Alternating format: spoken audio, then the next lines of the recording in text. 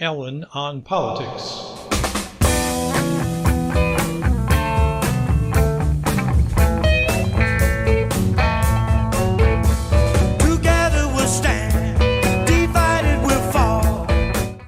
Exploiting this distrust of American elections in order to push through laws that crack down on voting rights. Work together. We didn't lose this race. Evil money manipulated and maligned in this election. That was Let's Work Together, performed decades ago by Canned Heat, but I still share that sentiment. This is Alan on Politics, and I'm Alan, and I'd like to work together with you to create a common understanding of what's going on in our political world. So I give you my views through this podcast/YouTube video, and I hope to hear from you in the comments section of either the YouTube channel or the Alan on Politics Facebook page. Also remember to subscribe, like, share, and all that other good stuff. Today's topic is the threats to democracy in the United States. And I emphasize the plural there, threats, because I see them coming from both major political parties. The most serious threat, in my opinion, is coming from the Republican Party, where in several state legislatures where Republicans have a majority, they are starting to pass bills, more bills actually, that would have the effect of making it harder for voters to vote, and in particular, voters that tend to vote Democratic. So that's the voter suppression efforts that you've probably heard of. But even of more concern, in a few states, and they'll probably try it in others as well, such as the ones they're working in now, is Georgia, Arkansas, and Arizona. They want to take power away from the ordinary administrators of election in their states and hand it over to the state legislature. That is, people like the elected Secretary of State or bipartisan boards of election at the state or local level. They want to take their power and give it over to the state legislature dominated by Republicans who are continuing to perpetrate the idea that there's massive fraud in elections. There's a recent article in the New Yorker by Jane Mayer, who's known for a 2017 book on dark money. This article is titled, "The Big Money Behind the Big Lie." The main contention of the article is that there's a dark money network funded by wealthy and sometimes prominent conservatives who want not only to pass these voter suppression laws, but delegitimize future elections to make it easier for them to overturn the results. And on the other side, on the Democratic side, of course, progressives, recognizing this threat to democratic processes in the United States and how radical it is, voted for Joe Biden to make sure that Trump wasn't reelected as president. And of course, the Democratic establishment is eternally grateful to those progressives, as it's demonstrating in its actions, such as, and I'm being ironic here, such as the recent special election to Ohio's 11th U.S. congressional district. In the Democratic primary for the overwhelmingly Democratic district, Nina Turner, a nationally known progressive candidate who was a vocal supporter of Bernie Sanders' 2 presidential runs, was defeated by Shontel Brown, the candidate backed by the Democratic establishment. And there were 2 articles with very different takes on the election results. In the New York Times August 4th edition, Alexander Burns wrote an article, "In String of Wins, Biden Democrats see a reality check for the left." And the author basically endorses the view of establishment Democrats like U.S. Representative Hakeem Jeffries, a top leader in the House Democratic establishment, who has claimed that this election, as well as other recent elections, are showing that Democratic voters do not want progressives and don't buy their message. One of the quotes from Jeffries is, "The majority of Democratic voters recognize that Trumpism and the radical right is the real enemy, not us. Apparently, the extreme left hasn't figured that out. So, still sniping at the progressives, their message, and claiming it's way out of the mainstream, far left, extremists, and all the rest. But a more revealing article on that, what happened behind the scenes, is that published in the American Prospect by Alexander Salmon, titled Nina Turner Lost to the Red Box. By red box, he's not referring to that video dispensing machine outside your local grocery store or 7-Eleven. He's talking about a practice in which a candidate's campaign puts out a list of negative talking points against her opponent, framed in a red rectangle for getting attention, called the red box.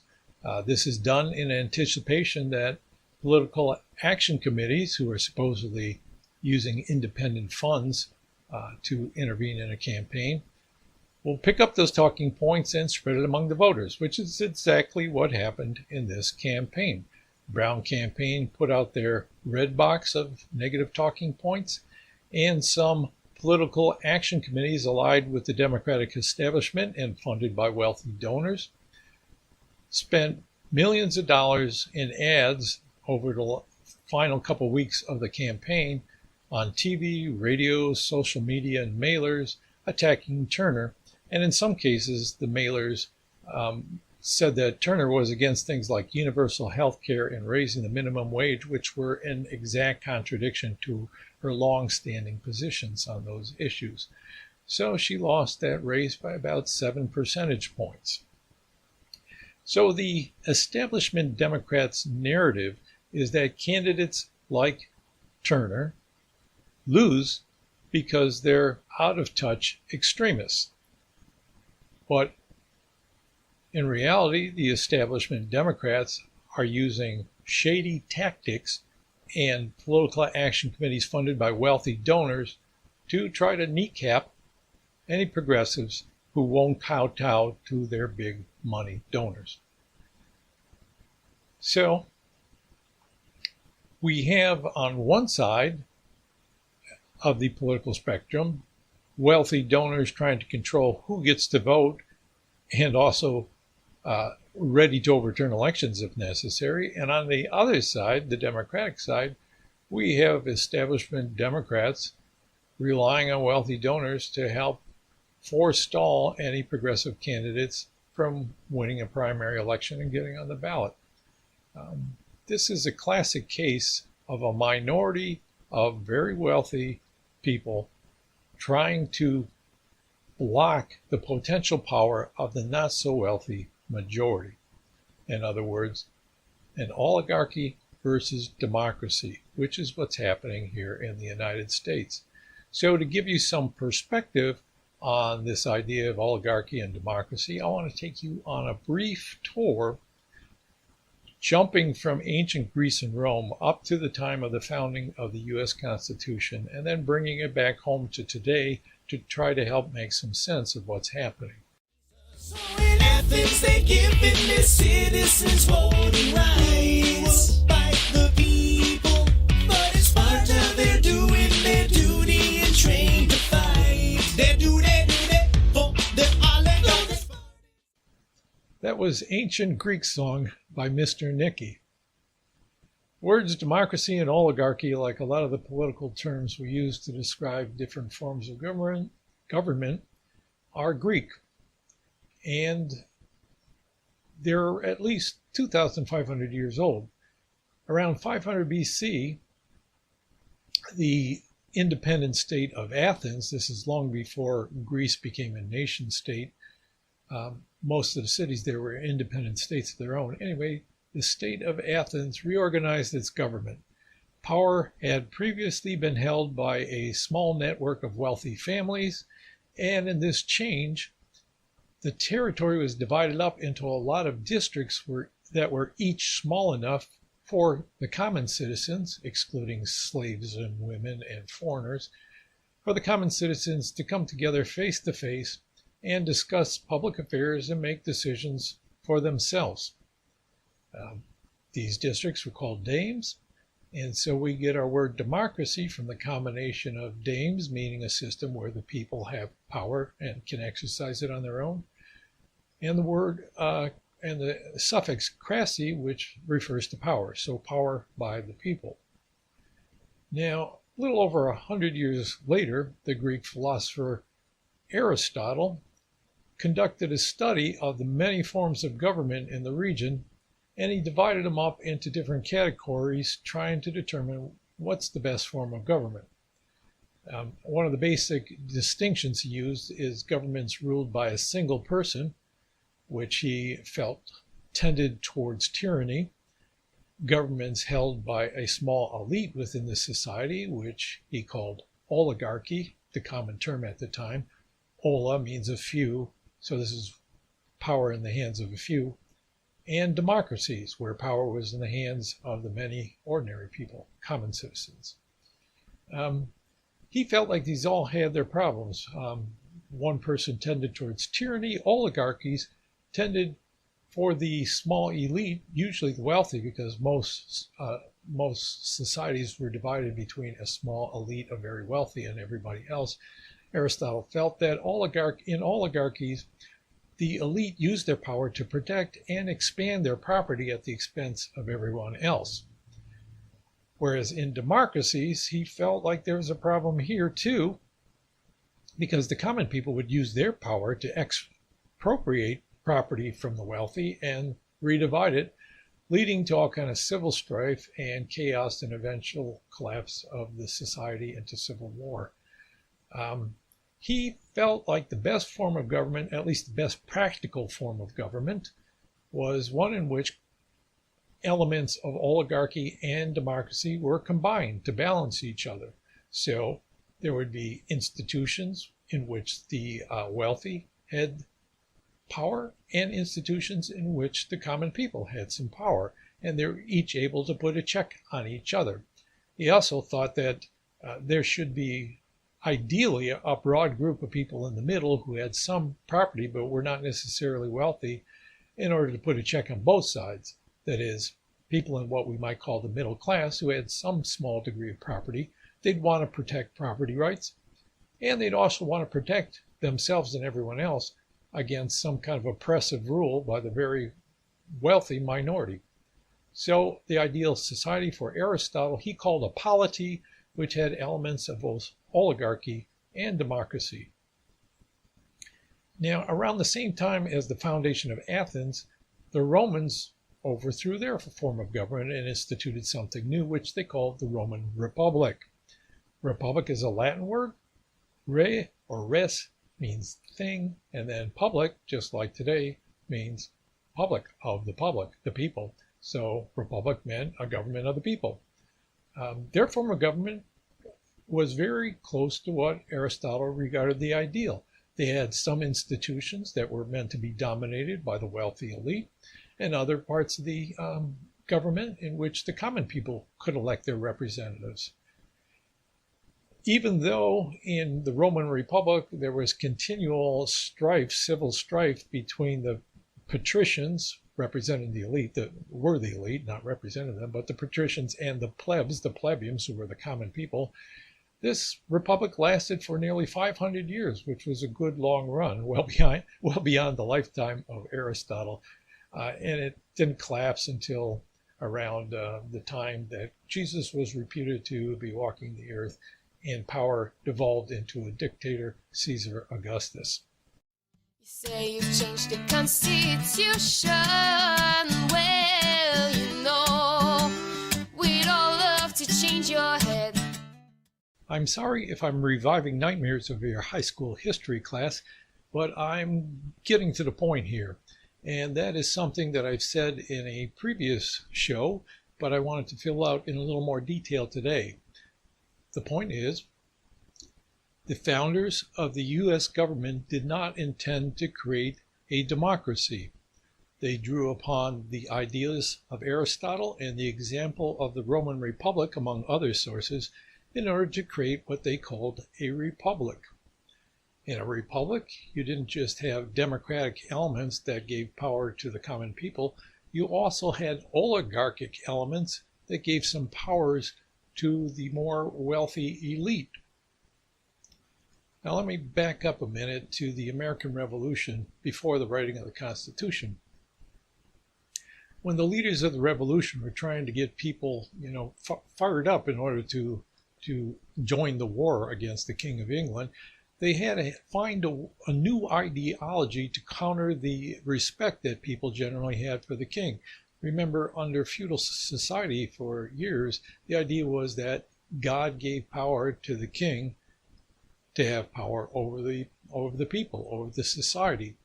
So what they did is the revolutionary leaders counterposed this ideology of power coming from the bottom up, the consent of the governed. Power came from the bottom up instead of the top down, and that meant they wanted a republic, a government of the people.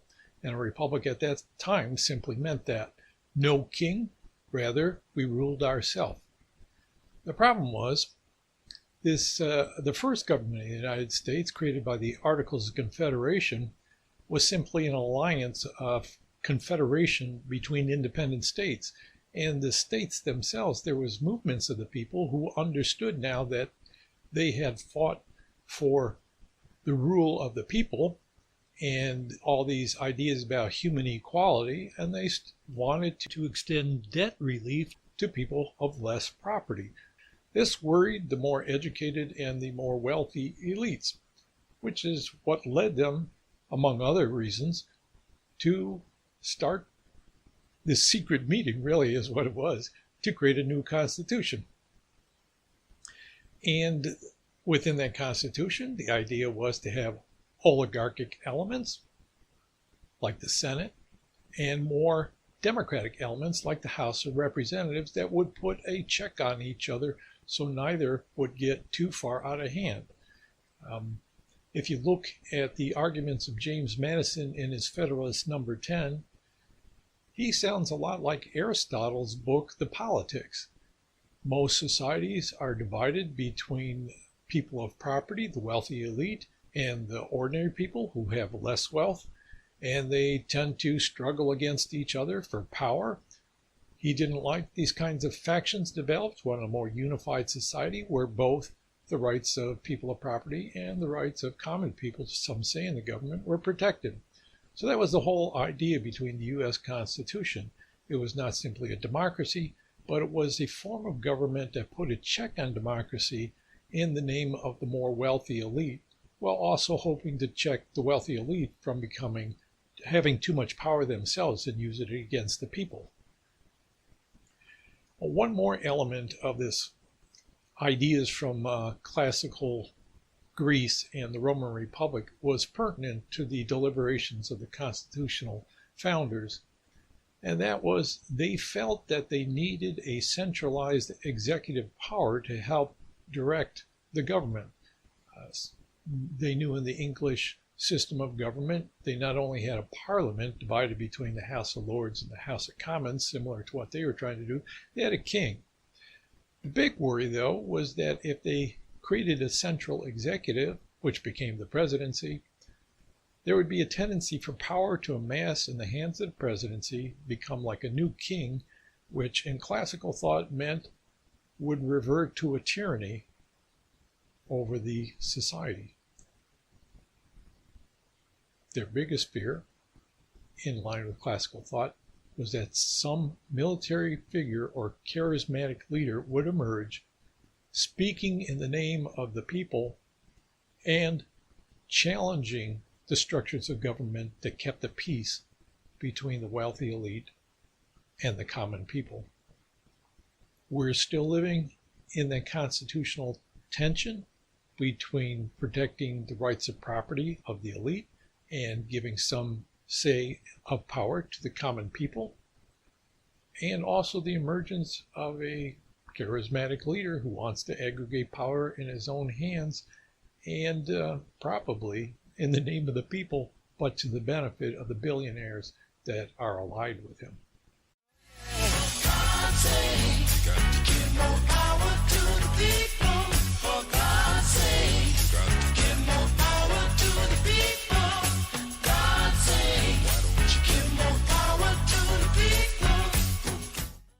So am I suggesting that what we need is a better balance between oligarchy and democracy? Not exactly. I think it would be great if we could move things more in the direction of democracy and less in the direction of oligarchy, because we've leaned way, way over on the side of oligarchy and respect for the rights of wealth, the rights of property, as against the right of the people to have some control over their own future. But still, this is where I depart from your history class, in that I do not think that the founders of this nation created a document for all time, or were brilliant in the sense that they had completely worked out their own thinking politically. I think it's useful to understand how they thought and why they created the kind of institutions they did, because it gives us a starting point from which to critique how are these things working and how clear is their thinking about this, and then move from there, see if we can improve on what they did.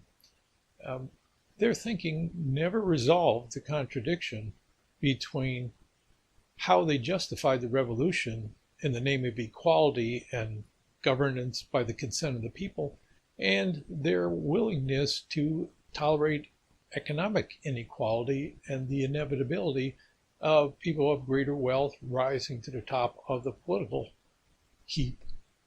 So soon on, they started to split ways on this. Some folks tried to maintain the middle ground. We could keep a balance between these things in some ways, but some started inevitably justifying moving toward greater democracy, and others justified moving toward greater oligarchy. And what the institution of the Constitution did, and many of the state constitutions as well, which eventually followed the model of the national government, it created a framework for politicizing the conflict between these two forces, between the mass public and the wealthy, who always want to increase their wealth, and the public that wants not to feel oppressed by the kind of economic system they're living under, or the kind of political system they're living under. The attempt to keep this conflict within institutions, I think, was a temporary expedient. It's came under greater strain over time and is cracking right now. It's come close to cracking a few times, but I think we're at the point where it's going to be difficult to hold this structure up, which is why we see things like people invading the Capitol and trying to overturn the results of the election, because the sense is that they are losing power in this system, and there's some kind of shadowy elite that controls everything. Those things, in my mind, are both true. So the system isn't working for them. And if you try to get the system to work for you, and it doesn't, you're going to turn to more radical measures like abandoning constitutional provisions and hoping some great white savior, and I emphasize white because that's important here, is going to protect you and take your side. So right after they finished the Constitution, immediately people began taking sides. And what none of them could foresee is how the development of capitalism was going to make this conflict even more acute. So, for example, there was some foresight of the development of commercial capitalism, but not industrial capitalism. So you had this conflict between Thomas Jefferson and Alexander Hamilton that I've mentioned in previous episodes of this show. Well, Jefferson tried to work out how you could have a broad middle class, like Aristotle recommended, and his solution was that lots of people should have land of their own. You should have a country full of small landowners rather than some big landowners or people who own the financial and commercial structure of the country. He won the presidency twice, but he lost the argument because society started moving in the other direction anyway.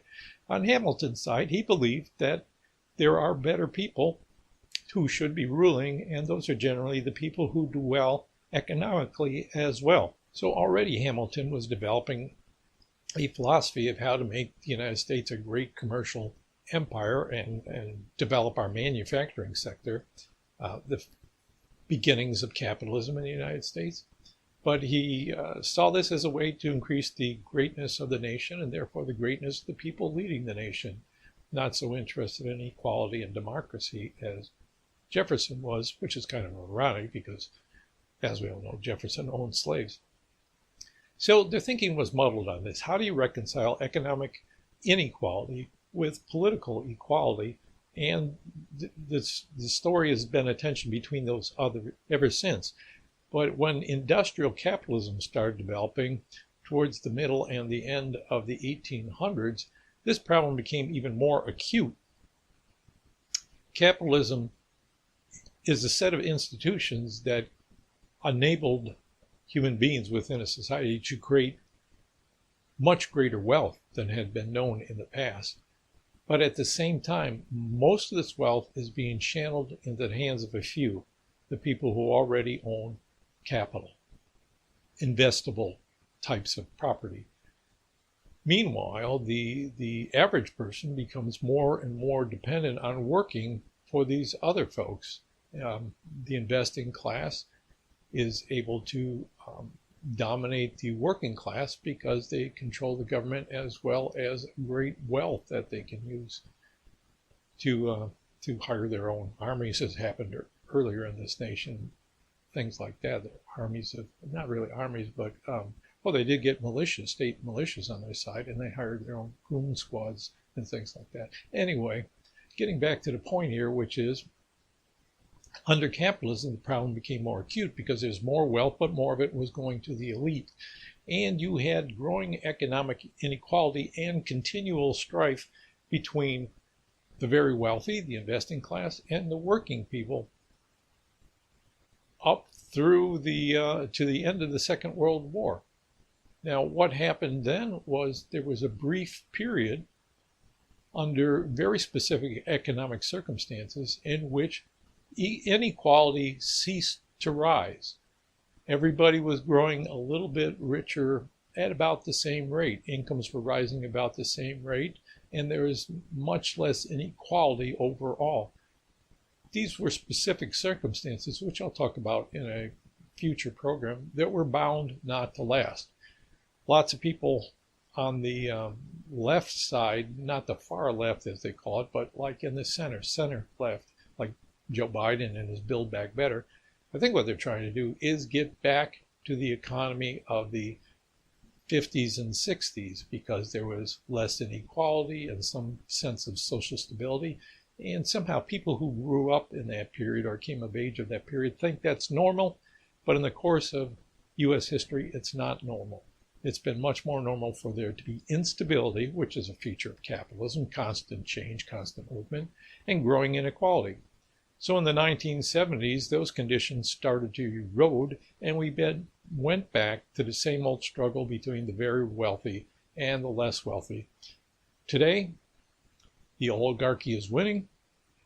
Our sense of democracy is that it's slipping away.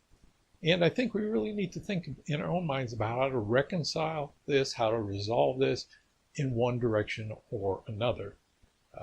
My side is on democracy, obviously, because I'm not one of the very wealthy. And I think we need to think about how we could create better institutions, change the institutions we have, and what a society would look like where there is much more equality and not this tension, which leads me in the direction of socialism, a topic for one of the upcoming shows. That's it for today's show. I've set it up for continuing the conversation. I hope to hear what you have to say. Again, please leave your comments on the Alan on Politics Facebook page or the Alan on Politics YouTube channel. And while you're at it, subscribe, like, share, and all that kind of stuff. Thanks again for listening, and I hope you'll return and join in a dialogue with me. You know, together we will stand.